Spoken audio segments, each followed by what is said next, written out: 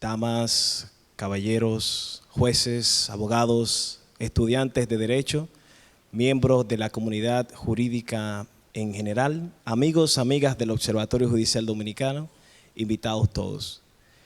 En nombre de la Fundación Global Democracia y Desarrollo, la dirección del Observatorio Judicial Dominicano y su equipo de trabajo, queremos darles la más cordial y calurosa bienvenida a este panel, la responsabilidad patrimonial del Estado y la función judicial. Saludamos la presencia del director del Observatorio Judicial Dominicano, licenciado Harold Modesto, e igualmente el magistrado Octavio Mata, quienes nos honran con su presencia en esta noche. El Observatorio Judicial Dominicano es una iniciativa de la Fundación Global que tiene como misión contribuir a elevar la calidad del debate sociojurídico a nivel nacional a través del estudio sistemático e integral de la realidad judicial del país. Este trabajo se realiza desde 7 áreas de observación que están integradas por un equipo de jóvenes profesionales del derecho. Uno de los objetivos que tiene el Observatorio Judicial Dominicano es habilitar un espacio académico para el debate de temas relevantes de la realidad judicial del país.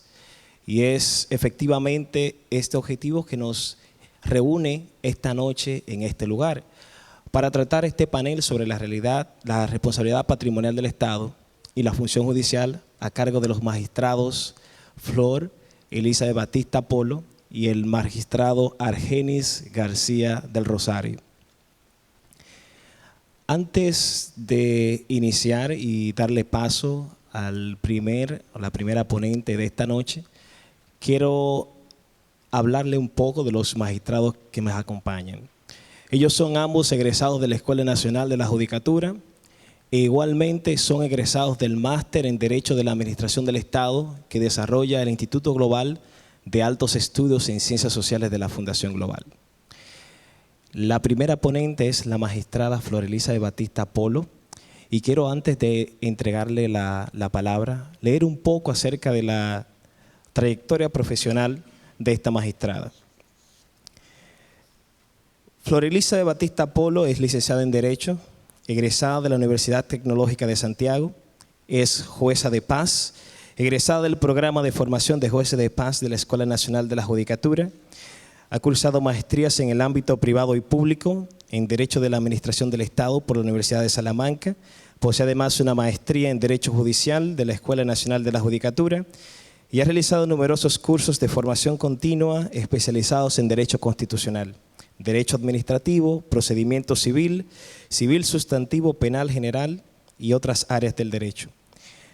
Tiene una inclinación al estudio de temas en Derecho Administrativo, Derecho Civil, Procedimiento Civil y Penal, Estado de Derecho, Derechos Humanos y Derecho Constitucional. La magistrada Flor Elizabeth Batista Polo nos hablará acerca de la responsabilidad patrimonial del Estado como presupuesto para la eficacia del Estado de Derecho. Recibámosles con un fuerte aplauso. Muchísimas gracias, Ramón Jorge, por esta invitación que nos ha hecho esta noche para tratar este tema tan importante. En especial agradecer al Observatorio Judicial Dominicano por esta invitación y en especial por habilitar este espacio para el debate de temas tan importantes y trascendentales para la democracia y para el Estado de Derecho de nuestra nación. En esta noche quiero también agradecer al público presente por compartir parte de su tiempo con nosotros para poder conversar al final sobre este tema tan importante. En esta ocasión voy a conversarles sobre la responsabilidad patrimonial del Estado como presupuesto de eficacia o la eficacia como presupuesto para garantizar el Estado de Derecho en nuestra nación. La responsabilidad patrimonial del Estado se ha consolidado como uno de los más grandes avances en todos los sistemas jurídicos, puesto que ha permitido, a través de que el Estado se sujete a la Constitución, a las leyes, al ordenamiento jurídico en sí y a los principios del Estado de Derecho, entiéndase, principio de legalidad, principio de igualdad, la limitación a los poderes públicos, la seguridad jurídica, entre otros. De allí se extrae entonces que la responsabilidad patrimonial del Estado es parte esencial de la estructura actual de los estados modernos. Esto así porque justamente es la obligación que tiene el Estado de responder cuando, como consecuencia de su actuación, ya sea acción u omisión, ha causado un perjuicio a los particulares en sus bienes o derechos. Implica ello entonces que el Estado tiene un deber de responder ante estas situaciones. La vida social en los últimos años ha adquirido una complejidad relevante y esto se debe en especial por la globalización, las nuevas tecnologías, la cantidad abrumadora en que cada año aumenta la población. Implica ello que el Estado debe diversificar sus funciones o su responsabilidad, creando estructuras de dirección que implica además, entonces, que debe estar un titular encargado de ese órgano. Ese titular va a estar encargado de una asignación de recursos, va a estar encargado de personal, va a estar encargado de unas competencias claramente establecidas y por demás, todo este engranaje, indefectiblemente, va a implicar actuaciones de ese ente del Estado que pueden provocar algún tipo de lesión en los bienes o derechos de los particulares. A partir de allí, entonces, es que nace esa obligación del Estado a reparar, de lo que no escapa al Poder Judicial tampoco. Sin embargo, esta responsabilidad que asume el Estado hoy día, como lo hace hoy día, no siempre fue así, puesto que para poder llegar a ese recorrido en la construcción por un régimen de responsabilidad del Estado, tuvo que suscitarse una evolución histórica que estuvo acompañada de largas luchas sociales a raíz o iniciando con lo que fue la Revolución Francesa. Los estados en aquellos tiempos se escudaban para no asumir su responsabilidad en un principio, bueno, no un principio, una tradición jurídica propia de la época del absolutismo, en que se consideraba que el rey no se equivocaba. Querían indicar con esto que tampoco la administración se equivocaba, una forma propia o pura que indicaba una forma de gobierno sin ningún tipo de control. Gordillo, al explicar esta situación, indicaba que en esos momentos el derecho administrativo no se agotaba como un derecho propiamente en sí, sino que era un derecho que tenía el soberano de gobernar de forma ilimitada. Implicaba por demás que no se reconocían los derechos de los individuos frente al soberano. Pero para mí el momento cúspide en que la administración decide o el Estado decide realmente dar los primeros pasos para reconocer esta responsabilidad surge específicamente a raíz de la distinción que realizó el Consejo de Estado francés, donde distinguió la falta personal de la falla en el servicio. Esto dio lugar entonces a que en 1873 el Tribunal de Conflictos francés, a raíz de una sentencia emitida, establecía el tribunal que la responsabilidad que se exigía a los que servían en el servicio público, valga la redundancia, no podía ser la misma que se exigía o que se aplicaba con los principios establecidos en el Código Civil. Y esto, por demás, porque esa responsabilidad que se exigía al Estado no era ni general, ni mucho menos era absoluta, puesto que esta estaba ligada a unas reglas muy especiales que estaban vinculadas específicamente a una necesidad en el servicio y una necesidad de vincular los derechos de los individuos con los derechos del Estado. A partir de allí hubo un gran desarrollo legal, doctrinal, jurisprudencial sobre la responsabilidad patrimonial del Estado, pero siendo el momento cúspide donde se marca el verdadero hito entre el antes y después de la responsabilidad patrimonial del Estado, es cuando en el 1895 se emite una ley donde se crean o se contienen los supuestos por errores judiciales. Esta ley contiene un régimen de indemnización a favor del condenado y en contra del Estado, que a raíz de una revisión de la sentencia condenatoria se determinaba que la persona condenada en realidad era inocente. Pero de igual manera hubo otro momento sumamente importante para poder desarrollar esta figura, y es cuando los estados deciden constitucionalizar la responsabilidad del Estado. El primero en dar este paso es Alemania, con la famosa Constitución de Weimar del 1919. Le siguió los pasos España, con la Constitución en el 1939, y años más tarde, en el 1978, España logra constitucionalizar esta figura incorporando o vinculando a todos los poderes públicos. Implica esto, por demás, que ya no solamente se reconocía esta responsabilidad o este deber del Estado de reparar solamente a la administración central, sino que vinculaba ya poder judicial, poder legislativo, es decir, todos los entes de la administración o de la organización del Estado. La cúspide, de igual manera, se puede encontrar cuando ya República Dominicana decide constitucionalizar la responsabilidad patrimonial del Estado, y lo hace en la Constitución del 2010, incorporando en el artículo 148 esta figura, disponiendo la responsabilidad civil de los entes públicos y de sus agentes. Y de igual manera, ese artículo de la Constitución mandaba a la creación de una ley que pudiera regular esta responsabilidad.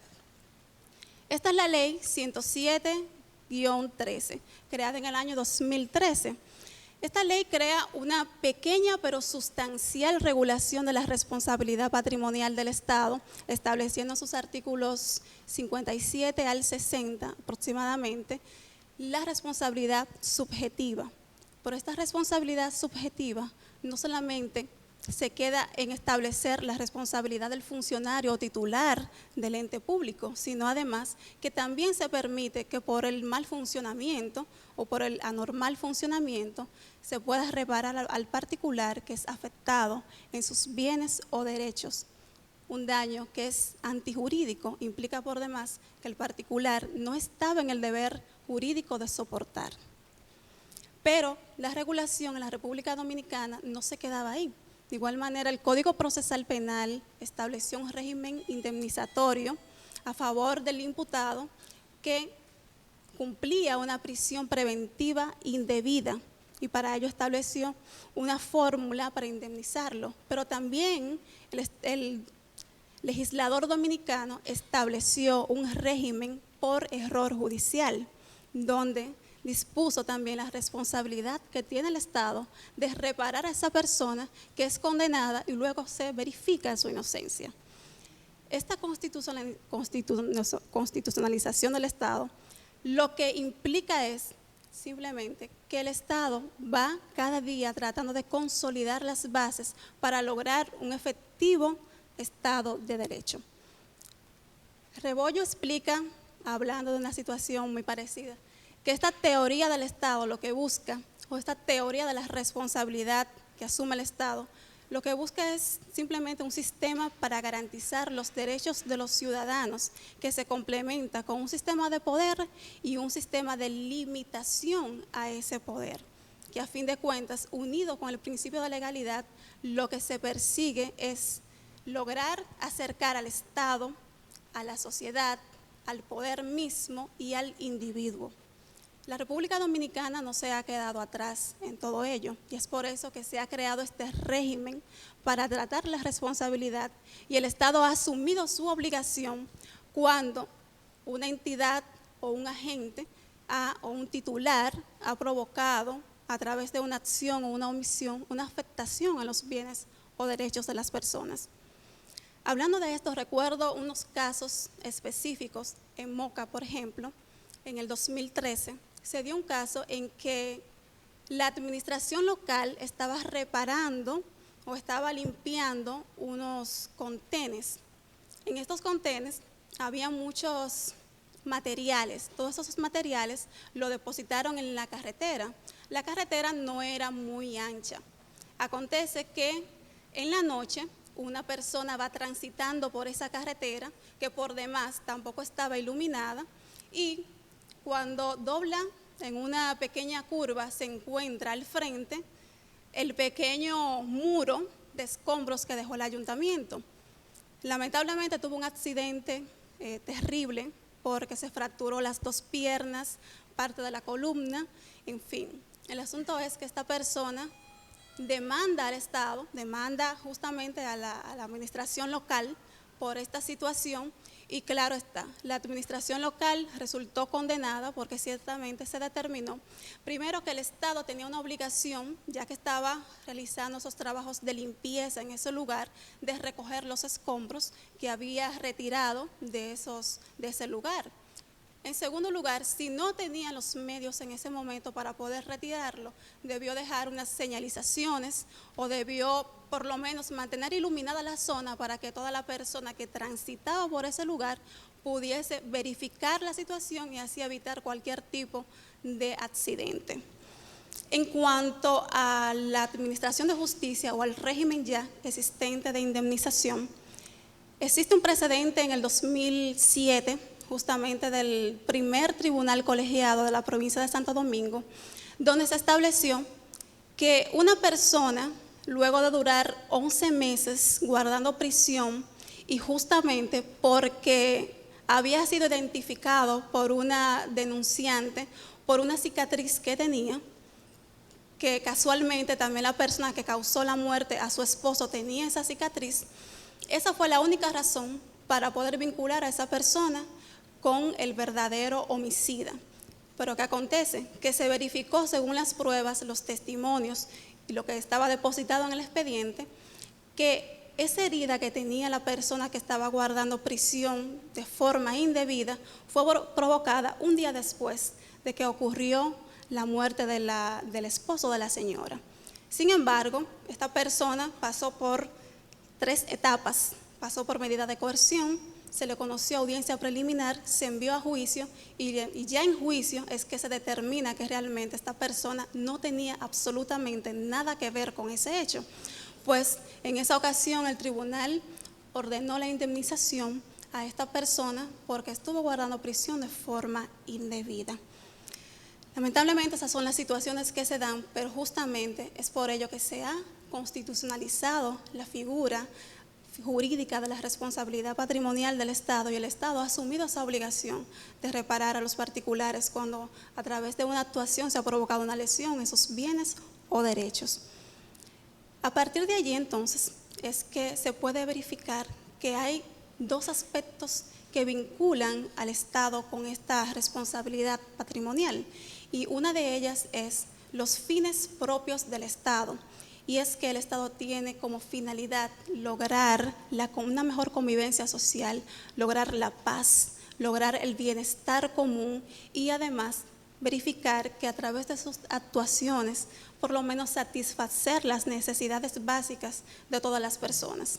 De igual manera, el Estado tiene como segundo aspecto vinculante los principios del Estado de Derecho. Implica todo ello que cualquier actuación del Estado que provoca una afectación debe ser reparada, aunque claro, nuestra propia legislación establece límites o excepciones a esta responsabilidad porque tampoco puede ser limitada, como por ejemplo el caso de fuerza mayor. De ahí se extrae entonces que lo que busca en sí esta figura es garantizar una protección efectiva a los derechos fundamentales de la persona, por lo que al proclamarse el Estado Dominicano a través de la constitucionalización de la responsabilidad del Estado y de igual manera al reglamentarla a través de una ley o establecer el régimen que debe trazarse o verificarse al momento de determinar esta responsabilidad, se ha perseguido lograr, o se ha logrado realmente conseguir que el Estado pueda cumplir con esa misión de lograr la eficacia de un real Estado de Derecho. Muchísimas gracias.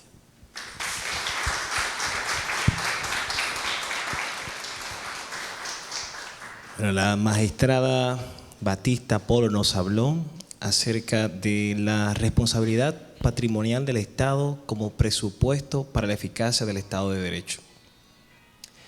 Ciertamente en el Estado Dominicano El derecho administrativo ha tenido un desarrollo vertiginoso. Estamos haciendo un breve entremés antes de entregarle al segundo ponente. Pero hay un componente que es una de las funciones del Estado, la función judicial, que está encargado de dirimir los conflictos que se suscitan entre la administración y los administrados, que somos cada uno de los que estamos aquí mayormente. Y de este aspecto nos va a hablar el segundo ponente de la noche, el magistrado Argenis García del Rosario, la responsabilidad patrimonial del Estado y la función judicial. Pero antes de entregarle, vamos a escuchar un poco acerca de la trayectoria profesional de nuestro segundo ponente de la noche. El magistrado Argenis es licenciado en Derecho, graduado magna cum laude por la Universidad Central del Este. Posee estudio de Magíster en Derecho Administrativo por la Universidad de Salamanca y el Instituto Global de Altos Estudios de Ciencias Sociales de la Fundación Global. Ha desempeñado distintas funciones en el ámbito público: Defensor Público 1, Juez de Paz Ordinario, Juez de Paz Especial de Tránsito, Juez de Niños, Niñas y Adolescentes y Juez Vicepresidente del Tribunal Colegiado de la Romana. Actualmente se desempeña como Juez Presidente de la Cámara Civil y Comercial del Distrito Judicial de la Romana y publicó recientemente su obra La responsabilidad patrimonial del Estado, los fundamentos. Recibamos a nuestro segundo ponente con un fuerte aplauso. Bueno, buenas noches, Ramón Jorge. Buenas noches a la única flor que está en medio de dos tallos, ¿verdad? Y buenas noches también, y gracias por la invitación a través de la dirección del Observatorio Jurídico Harold Modesto. Y gracias a ustedes también por participar y por acompañarnos. Miren, después de esta presentación que ha hecho Flor sobre los antecedentes de la responsabilidad patrimonial, yo creo que es una buena plataforma para tratar un poco más el tema judicial nuestro en la República Dominicana. Y ciertamente la responsabilidad patrimonial en República Dominicana está en un nuevo despertar. Yo estoy seguro que la mayoría de los que estamos aquí en las universidades que estudiamos, sin distinción ninguna, el derecho administrativo fue una materia de esas que nos dan porque está en el pensum. Como decía aquel poema, pasarás por mi vida sin saber qué pasaste. Y eso involucra un tema, naturalmente, que en la formación académica de los profesores que dan las materias en las universidades, pues también le inducen esto al egresado, y de alguna manera también eso evita que en la práctica esto tenga un mejor desarrollo. Pero hoy día es interesantísimo lo que estamos viviendo. El Instituto Global es uno de los primeros, de los pioneros que ha ofrecido el máster en Derecho de la Administración del Estado, y se ha ido ya diversificando hacia otras universidades, y qué bueno, porque a partir de ahora, entonces, los que estamos en la función judicial vamos a tener un poquito más de trabajo. Y eso es bueno porque se comienza a democratizar el tema de que el Estado, como apuntaba Flor muy atinadamente hace un momento, se equivoca. Hubo una época, como decía el profesor García de Enterría, que en el sistema inglés se decía eso: el Estado no se equivoca, the king can do no wrong. Sin embargo, el Estado se equivoca, y en estados como los nuestros con sorprendente frecuencia, ¿no? Y de alguna manera, pues entonces el administrado lo único que tiene como protección frente a ese poder del Estado justamente los derechos, que son la limitante frente al poder público. En el Estado absolutista esto no existía. En la época francesa, Luis XVI decía «L'État c'est moi», yo soy el Estado, y lo que haga el Estado pues significa que está bien. Pero a partir de ese acontecimiento, que algunos osados dicen que es el acontecimiento más importante después de la llegada de nuestro Señor Jesucristo, yo no opino lo mismo, la Revolución Francesa en 1789, pues evidentemente ha habido una recomposición del tema de la responsabilidad. En República Dominicana, ¿cómo se come esto? ¿De qué manera se está administrando justicia en el tema de la responsabilidad patrimonial? Sobre todo porque ciertamente es un tema nuevo, y es nuevo no solo para la República Dominicana. No vayan ustedes a pensar que esto es un tema de que los grandes estados desarrollados, el caso de Inglaterra, el caso de Francia, con ese arret blanco que mencionaba Flor hace un momento y que destapó todo el sistema de la responsabilidad patrimonial, Estamos hablando de poco tiempo. En el sistema inglés, por ejemplo, para 1946, con The Federal Claim Act, fue donde comienza el tema de la responsabilidad patrimonial. Y nosotros tenemos una ley de derecho administrativo que todavía está vigente, que es de 1947, apenas un año después. Igualmente en el sistema norteamericano, para 1947 es cuando se comienza a hablar un poquito del tema de la responsabilidad patrimonial. Así que esto definitivamente no es nuevo, y ya mencionaba Flora el caso de España.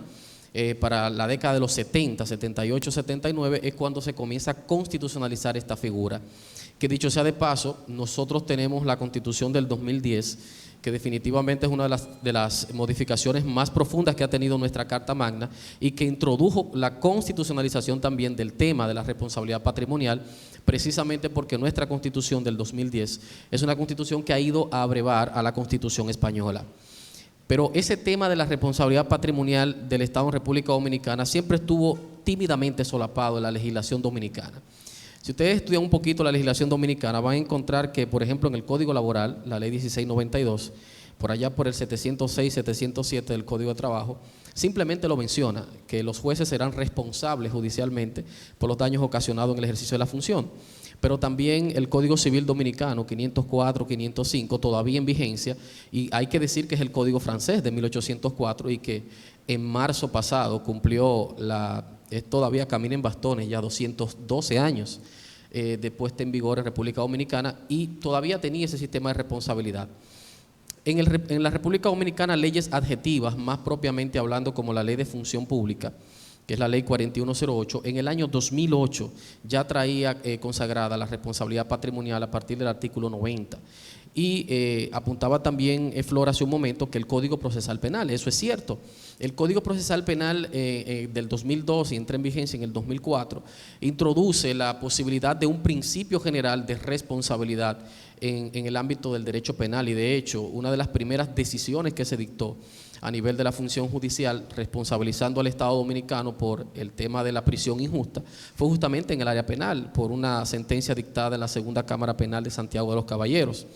Cosas de la vida, un imputado que tenía 8 años preso en un recinto penitenciario, y de repente un defensor público se lo encuentra en un recinto penitenciario y le pregunta: ¿qué tú haces aquí?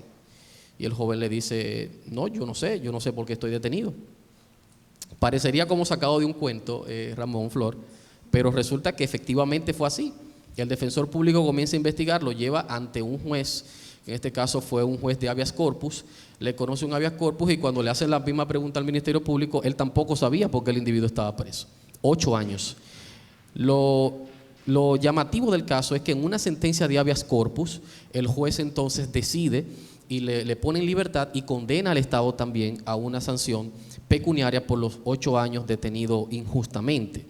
Y de esto también queremos tocarlo y vamos a volver más adelante, porque a partir de la entrada en vigencia de esa nueva legislación que Flor mencionaba, que es la ley 107.13 del 6 de agosto del año 2013, entró en plena vigencia este año, apenas el 6 de febrero. Ha habido un despertar todavía en el tema de la responsabilidad patrimonial y de la competencia, particularmente también con la ley 13-07 en el año 2007. De hecho, esto hay que decirlo, en el Poder Judicial hay un movimiento muy interesante y preocupante a nivel de las más altas instancias, y eso es muy interesante porque justamente da a notar que están tomando el tema en serio, y precisamente como buen dominicano comienza cuando les roban es que ponemos candado, ¿no?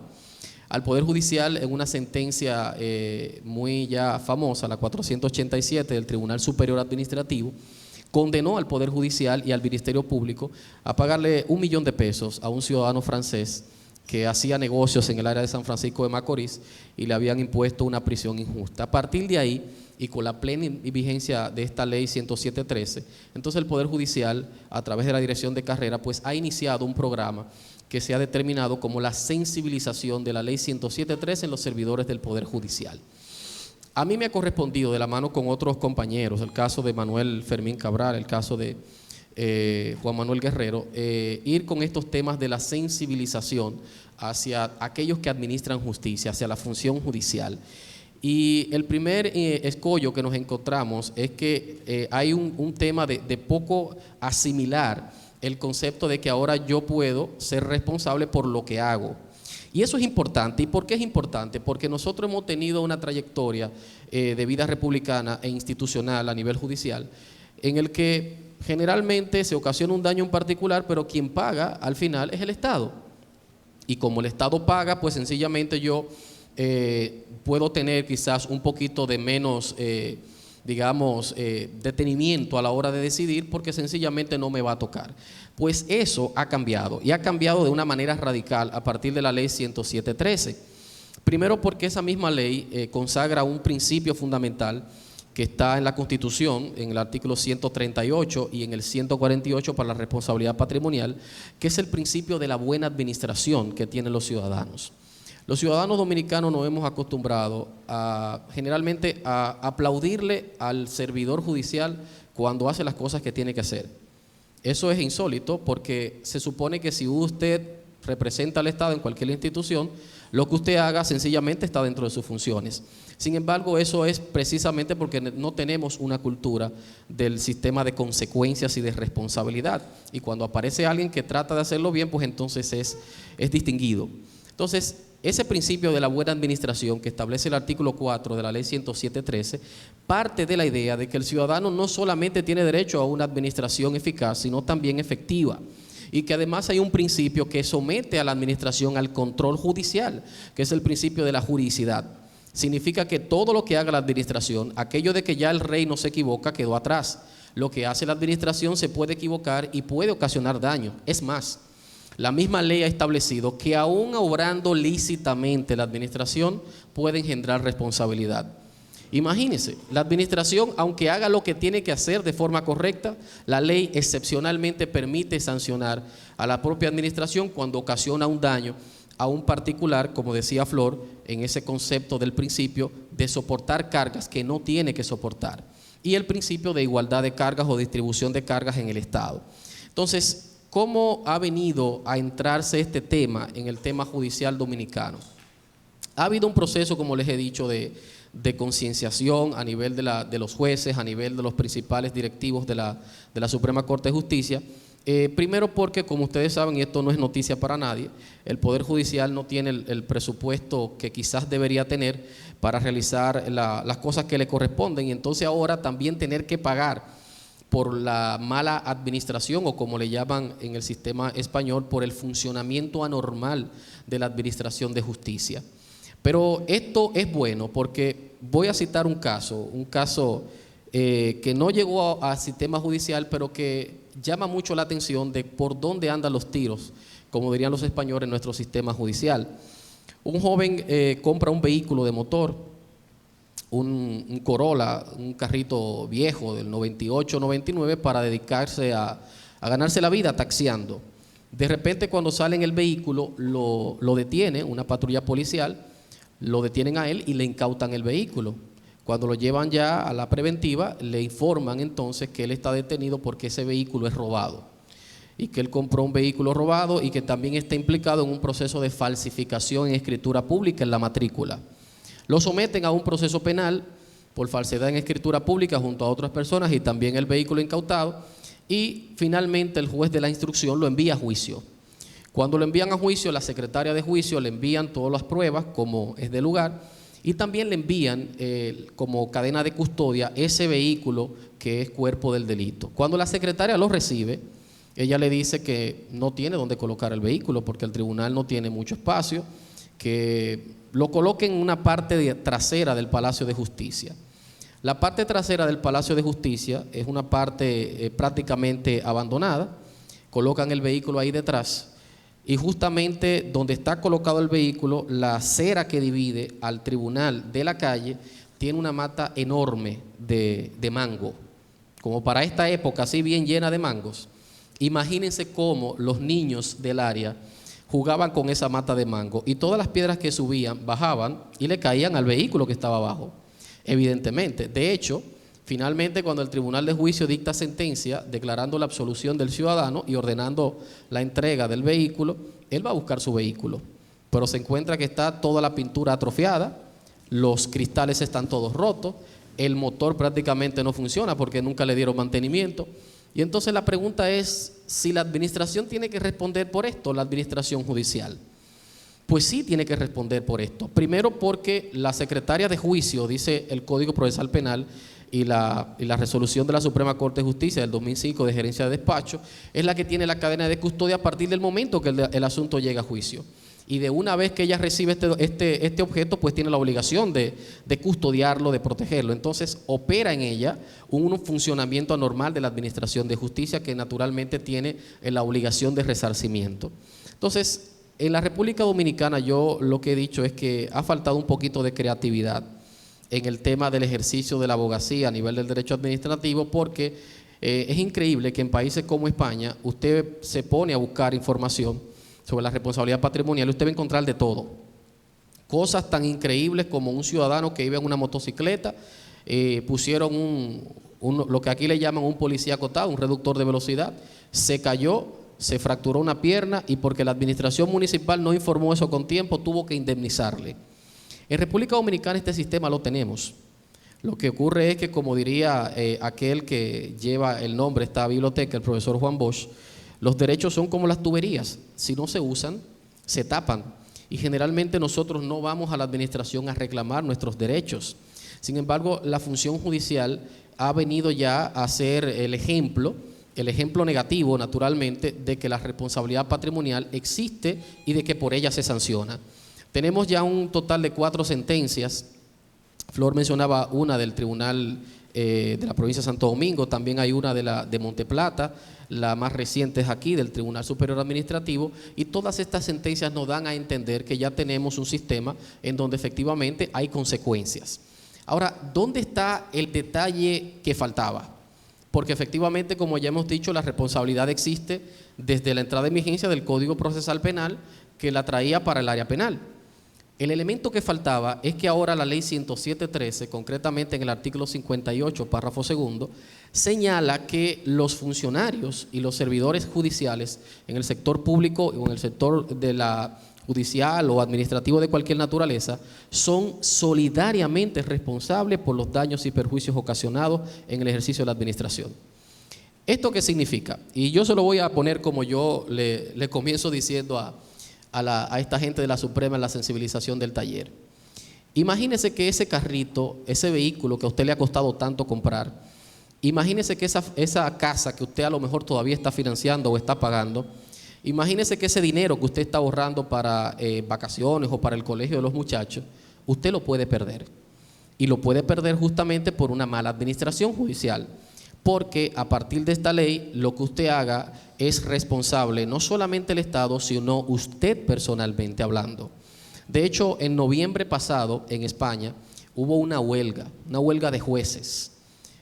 Aquí en algún momento pasará también, no se vayan ustedes a creer que estamos muy lejos, sobre todo porque la democratización judicial también ha operado a ese nivel. Ya tenemos 3 asociaciones y justamente en España una de las asociaciones más renombradas allá, que es la Asociación Francisco de Vitoria, que es una asociación de jueces, promovió una huelga contra el Consejo del Poder Judicial Español por la razón de que el Consejo del Poder Judicial Español le suspendió a los jueces el seguro de riesgos. ¿Y qué es el seguro de riesgo para los jueces españoles?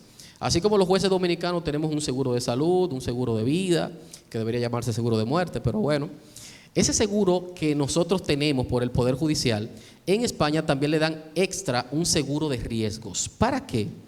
Para que cuando al Poder Judicial lo demanden y conjuntamente demanden al juez, entonces él tenga cómo protegerse. Porque evidentemente, como ustedes saben, los jueces no son funcionarios, y a mí no me gusta la palabra funcionario, no son servidores judiciales que acumulan riquezas. Y entonces imagínense que al juez lo coloquen en una demanda concomitantemente con el Estado en responsabilidad patrimonial. Lo primero es que tiene que designar un abogado, y eso cuesta dinero. Segundo, si lo condenan a una indemnización, pues tendrá que repararla económicamente y posiblemente no tenga ese dinero para esos fines. Por eso en España se le daba ese seguro a los jueces. Pero el Poder Judicial, en un análisis que hizo de su nueva directiva del Consejo del Poder Judicial Español, determinó que no tenía que dárselo a los jueces porque eso provenía de una falta del juez y no de una falta del Poder Judicial. Entonces, esto significa que hay un tema realmente preocupante porque aquí en República Dominicana esto en algún momento se va a convertir en realidad. Y usted va a encontrarse a la orden del día las demandas en contra del Estado y conjuntamente al juez por la función judicial. Que pase esto no es malo. Es bueno porque significa que vamos avanzando, como diría Sancho Panza en aquella obra Cumbre que ustedes conocen, de que le decía al Don Quijote, ¿por qué nos ladran los perros? Eso significa que vamos avanzando. Igualmente en República Dominicana va a ocurrir así. Cuando comiencen a hablar, cuando comiencen a decir, es porque vamos avanzando. Entonces, el sistema de la sanción o de la retención de la responsabilidad, sin embargo, todavía, hay que decirlo, ha ido un poquito mal manejado a nivel de las instancias judiciales. ¿Por qué? Porque, por ejemplo, el Código Procesal Penal ciertamente establece que la jurisdicción penal tendrá la posibilidad de impartir sanciones en responsabilidad patrimonial a aquellos que ocasionen daño al particular por error judicial, por mal funcionamiento de la administración de justicia. Sin embargo, ese Código Procesal Penal, aún con la modificación de la Ley 1015, que no modificó esta parte, fue modificado en el año 2007, tácitamente por la Ley 13-07, que es la ley de transición de las facultades de la Cámara de Cuentas al Tribunal Superior Administrativo. Y esa ley 13-07 en el artículo 2 establece que todo lo que tiene que ver con la responsabilidad patrimonial del Estado lo va a conocer el Tribunal Superior Administrativo.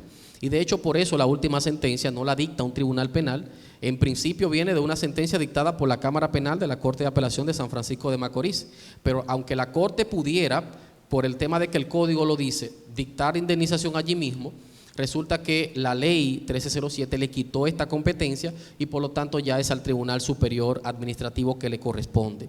De hecho es así como funciona en España y de hecho es saludable porque cuando usted va a demandar al Estado va a primero tener que esperar que esa sentencia que lo condenó o que luego ordenó su puesta en libertad sea irrevocable para que entonces pueda servir como documento de prueba para fundamentar la responsabilidad patrimonial del Estado. Entonces, en el caso nuestro ya tenemos la sentencia 487, pero también el Tribunal Superior Administrativo ya ha fijado posición en el sentido justamente de que no basta simplemente con que se lance la demanda, sino que también hay que probar los daños. Porque evidentemente hay un daño aquí implícito en el tema de la prisión injusta, pero no es la única causa por la que la función judicial es responsable.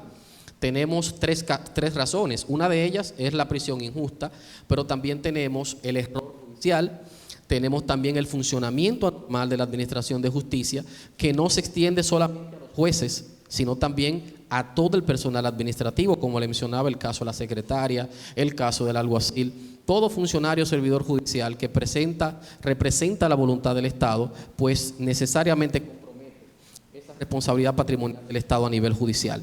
Y precisamente porque la ley orgánica de la República Dominicana de Administración Pública, que es la ley 247, establece a partir de su artículo 8 que el órgano administrativo representa la voluntad del ente público. ¿Y quién aquí es ese órgano administrativo? El tribunal, los jueces, los empleados administrativos, secretaria, alguacil, representan la voluntad de ese ente público llamado Consejo del Poder Judicial, que naturalmente a través de la ley 2811, que es la ley orgánica, les reconoce esa personalidad jurídica y posteriormente entonces puede comprometer su responsabilidad patrimonial del Estado. A resumidas cuentas, lo que debemos retener aquí es que tenemos un régimen de responsabilidad, que ese régimen de responsabilidad es abarcador para todos los miembros del tren judicial y de los demás poderes del Estado, porque dentro del concepto justicia, función judicial, hay que incluir también, aunque ellos se dicen que son a poder, el Tribunal Constitucional. Ese Tribunal Constitucional que usted lo ubica y desde la pirámide aquella kelseniana de 1920, que nace el sistema del control concentrado, usted se va a encontrar que es un poder que no está ni en el Ejecutivo, ni en el Legislativo, ni en el Judicial. Entonces, ¿dónde está? Bueno, pues es un sistema a poder, justamente para evitar el tema de que pueda tener algún tipo de vínculo con los demás poderes del Estado. Y la pregunta entonces surge de quién custodia a los custodios, quién somete al sistema de responsabilidad patrimonial a los jueces del Tribunal Constitucional, porque también administran justicia. Y ojo, una justicia muy delicada porque es la justicia constitucional. La justicia justamente que va orientada a defender los derechos de los ciudadanos, de los administrados, y por lo tanto no le luce para nada al poder constitucional o cometer un daño particular y violentándole un derecho fundamental que ya es el derecho a la reparación. En el caso español tenemos ya tres precedentes donde se condena al Tribunal Constitucional. Uno de los precedentes más recientes en el año 1993, el Consejo de Estado condena al Poder Judicial español porque a través del Tribunal Constitucional se ocasionó daños a particulares por el tema de la dilación innecesaria. ¿Y qué es esto de dilación innecesaria? Como ustedes sabrán, nosotros tenemos una ley orgánica del Tribunal Constitucional, que es la ley 137/11. Esa ley establece un principio de celeridad, de que todas las actuaciones que se realicen a nivel de la justicia constitucional, y no solo la justicia del control difuso que tienen los jueces del Poder Judicial, sino del propio del Tribunal Constitucional, tiene necesariamente que ser celera, tiene que ser rápida. Y en España hubo un momento en que el Tribunal Constitucional era bastante lento, sumamente lento, y eso implicaba naturalmente que cuando la decisión venía a salir, muchas veces pues ya tenía carencia de objeto.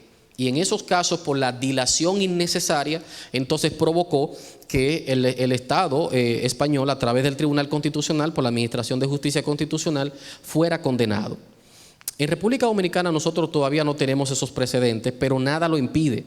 Porque si bien es cierto que el Tribunal Constitucional es un tribunal a poder y no lo colocamos ni siquiera dentro del sector del Poder Judicial, es una institución estatal. Y aquí, como yo siempre digo, como el cuento de las monjitas, es a todas y a todos.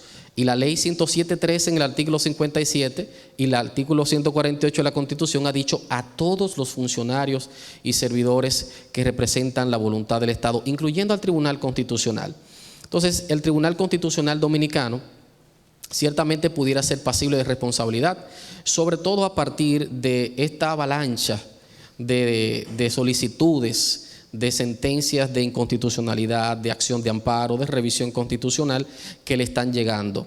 Porque, número uno, es un único tribunal a nivel nacional, y segundo, el ciudadano, al menos en ese sector, está más despierto. Hay más reclamación por justicia constitucional que por justicia administrativa. Y eso significa naturalmente que en algún momento el tribunal se va a saturar. En España, por ejemplo, ocurrió en una ocasión que con la ley de amparo española, la ley 685, se creó un problema porque el tribunal se había saturado de acciones de amparo, y de hecho ellos llegaron a titularlo como que el tribunal de amparo había muerto de éxito. ¿Usted se imagina una persona que muere de éxito? Bueno, pues muere de éxito porque la acción de amparo era tan eficaz y la gente iba tanto al tribunal que ya el tribunal no tenía manera de responder y la justicia era lenta. Entonces, ocurrirá en algún momento eso en la República Dominicana. De hecho, en sede administrativa del Tribunal Administrativo está pasando. De hecho, se tuvo que habilitar otra sala porque el Tribunal Superior Administrativo es uno solo a nivel nacional, con excepción de los gobiernos municipales que por aplicación de la ley 1307 tienen la competencia administrativa y la competencia y responsabilidad patrimonial también a las cámaras civiles y comerciales a nivel nacional. Sin embargo, ya nosotros no estamos en la época de 1804, de 1844, de 1854, la Segunda República, donde la administración toda estaba concentrada en la capital. O sea, la administración tiene representación. Por ejemplo, usted se va a los pueblos y usted se va a encontrar representación de la administración de la Dirección General de Impuestos Internos, del Ministerio de Obras Públicas, del Ministerio de Salud, del Ministerio de Educación, de todos los ministerios, incluyendo al mismo Poder Judicial.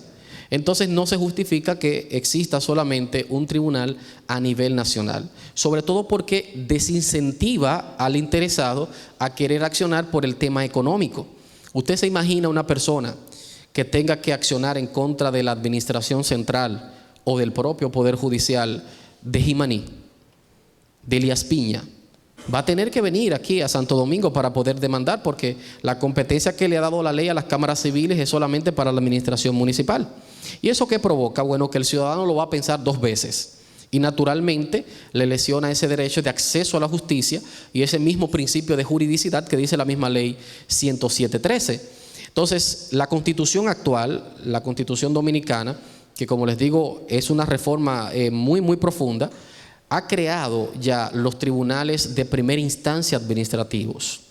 Y ha dicho que no solamente habrá un Tribunal Superior Administrativo a nivel nacional, que es el que ustedes conocen aquí en la Socorro Sánchez, sino que deberá haber tribunales de primera instancia en cada provincia del país, como un tribunal de Cámara Civil, como un tribunal laboral, como un tribunal penal. Eso es lo ideal para acercar al administrado a la justicia administrativa y por lo tanto a la propia función judicial. De hecho, hay que mencionar que la Suprema Corte de Justicia también en esto está trabajando. De hecho, tenemos ya un proyecto de ley que se ha elaborado conjuntamente con un colectivo de jueces y con abogados en ejercicio, el caso del profesor Manuel Fermín Cabral.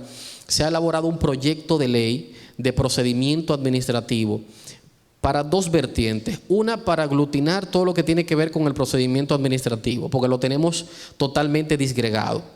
Número uno, la ley 1494 de 1947 es una ley que todavía está vigente.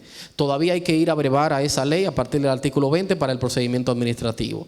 Tenemos la ley 1307 de transición, pero ahora tenemos también la ley 107.13 que crea el procedimiento administrativo en sede administrativa. Eso significa entonces que tenemos un procedimiento bifurcado. Entonces la Suprema Corte de Justicia, con esa potestad constitucional que tiene de someter proyectos de leyes al Congreso, se ha elaborado un proyecto de ley en la primera vertiente para unificar el procedimiento administrativo y en un segundo renglón para, mediante ley, habilitar los tribunales de primera instancia administrativos para acercar la función judicial al ciudadano. Esperamos que eso sea una realidad. Y no solo porque la Constitución ya así lo establece, sino porque el mismo ciudadano ya lo necesita, ya lo demanda. Y es muy parecido a lo que ocurría con el tema de la pensión alimenticia, que en algún momento se le daba la competencia a las cámaras penales de niños y niñas para conocerla, y luego se dijo no, es que hay municipios apartados entonces donde la ciudadanía no va a poder acceder, entonces le daba la competencia a los jueces de paz. Esto tiene que ocurrir necesariamente con la justicia administrativa, porque no es posible que un ciudadano que está en el lugar más recóndito del país tenga que dejar de accionar contra el Poder Judicial, contra la administración en sentido general, sencillamente porque no tiene la potestad de los recursos para llegar hacia la administración de justicia, sobre todo porque se dice que la administración de justicia es gratuita. Sí, es gratuita, y de hecho la ley 1494 o 1494 en su artículo 60 establece que en materia de recursos administrativos no hay condenación en costas. Ahora, los abogados no son de gratis, y aquí veo algunos abogados muy buenos. Veo por allá atrás a Wanderpool, excelente abogado, bienvenido y gracias por acompañarnos. Pero usted se imagina, Wanderpool, que usted lo busquen y le diga, mira, me ocasionaron un daño, yo quiero que tú me ayudes con eso. Entonces, hay un tema económico, hay un tema de que la justicia es gratuita, pero yo tengo que solventar los gastos del abogado, que en el derecho administrativo es bastante costoso, sobre todo porque no todo el mundo maneja el área administrativa, la especialidad que hay en la calle es poca, y esto significa naturalmente que hay necesidad de acercar la función judicial a la ciudadanía. Así que, en resumidas cuentas, yo creo que estos son los tópicos más importantes, y lo más importante que usted debe retener es que el sistema de responsabilidad está. Lo único que necesitamos es que usted llegue al Poder Judicial a través de una demanda, a través de una acción, y comience a ejercitar sus derechos. Es la única manera de que podemos avanzar. Como diría Albert Einstein, no pretendamos que las cosas cambien si siempre seguimos haciendo lo mismo. Gracias.